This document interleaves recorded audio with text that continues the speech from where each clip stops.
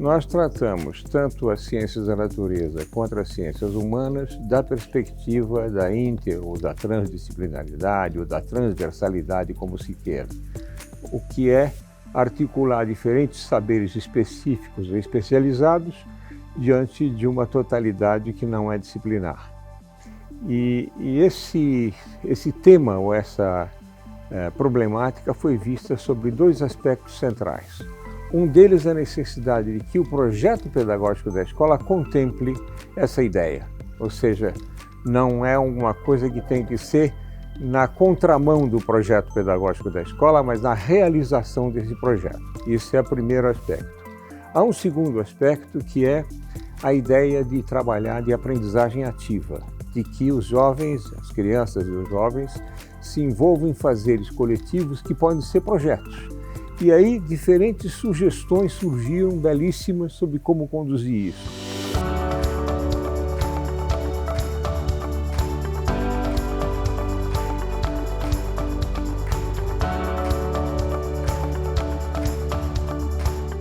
Eu não sou especialista, não tenho conhecimento em geografia e história como especialista.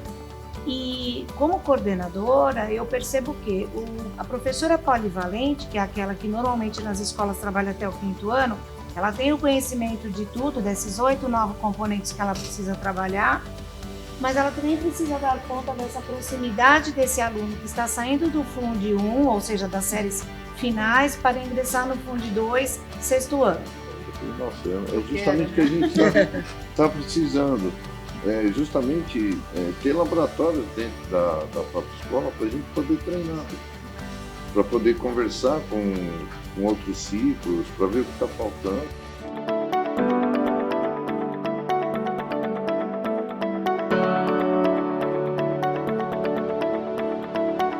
Nós tivemos uma primeira sessão logo depois da apresentação inicial. Nessa nós demarcamos para trabalhar os dois temas e como é que nós organizaríamos as turmas. E uma série de sugestões muito interessantes foram postas em prática. Por exemplo, turmas de trabalho, foram 4, que tivessem os diferentes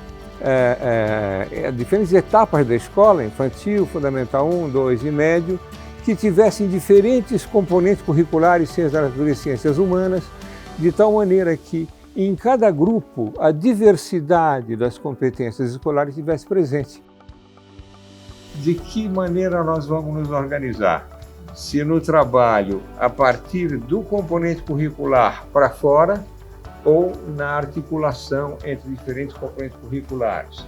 E dentro das escolas a gente tem muito o quê? Cada um na sua bolha. Eu sou especialista da minha disciplina e eu não converso com o outro.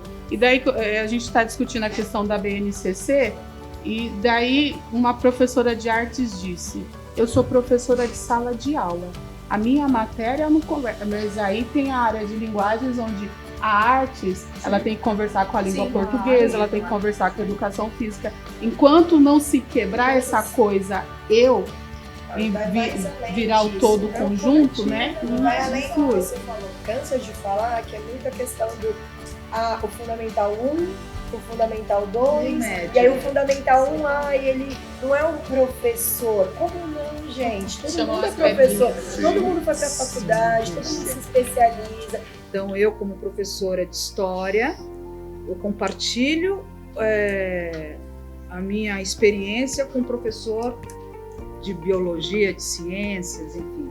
Então, eu mostro como eu dou aula, como é que é a minha prática, nas minhas reuniões. Então, a gente vai compartilhando.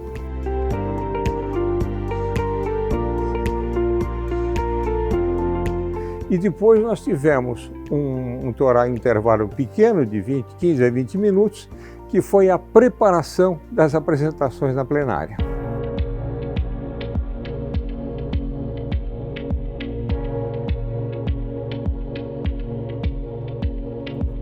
E finalmente nós viemos para a plenária e trouxemos a nossa contribuição. E um dos aspectos que foi bastante debatido pelos 4 grupos, foi o quanto o projeto pedagógico ele precisa ser coletivo, né?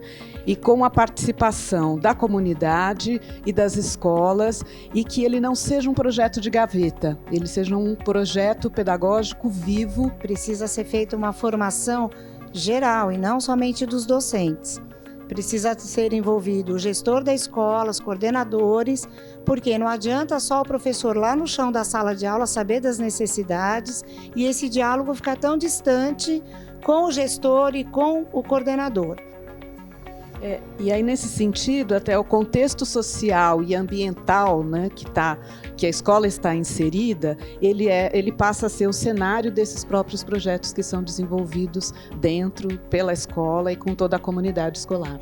Então, novamente, voltando no projeto político-pedagógico, onde você precisa estabelecer a escola que você quer e o aluno que você quer formar, né? Porque tudo isso vai rebater lá na frente, de acordo com o aluno que você formou. Ele só vai ser protagonista se você tiver um professor que atue dentro da sala de aula dessa forma e que faça com que esse aluno seja um transformador também. O rapaz ou a moça que termina a escolarização básica, eles não vão ser necessariamente engenheiros ou médicos porque gostaram mais de física ou de biologia. Eles vão estar no mundo. E o mundo é complexo e interdisciplinar. Então, para lidar no mundo, o domínio das linguagens, o domínio da capacidade de pensar, tudo isso. Então, formar gente para esse mundo é formar gente com essa visão múltipla.